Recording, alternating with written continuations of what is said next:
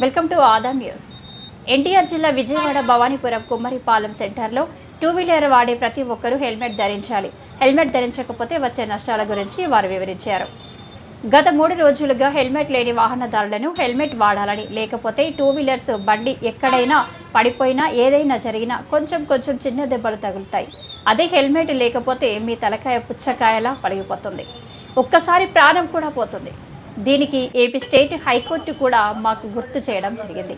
అలాగే మా ఎన్టీఆర్ జిల్లా పోలీస్ కమిషనర్ రాజశేఖర్ బాబు ఉత్తర్వుల ప్రకారంగా గత 3 రోజుల నుంచి విజయవాడ సిటీ మొత్తం నో హెల్మెట్ నో ఎంట్రీ అనే ప్రోగ్రాం కనెక్ట్ చేయడం జరిగింది.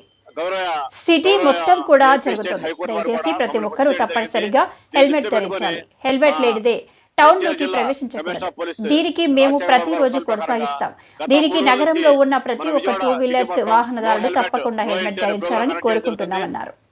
చూస్తూనే ఉండండి ఆదాం న్యూస్, నిజాన్ని నిర్భయంగా చూపిస్తుంది.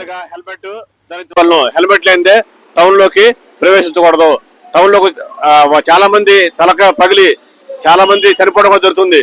ఒక హెల్మెట్ ఉంటే వాళ్ళ తలకి చిన్న గాయమైనా సరే ఇమ్మీడియట్ గా మనిషి బతకడానికి అవకాశం ఉంది.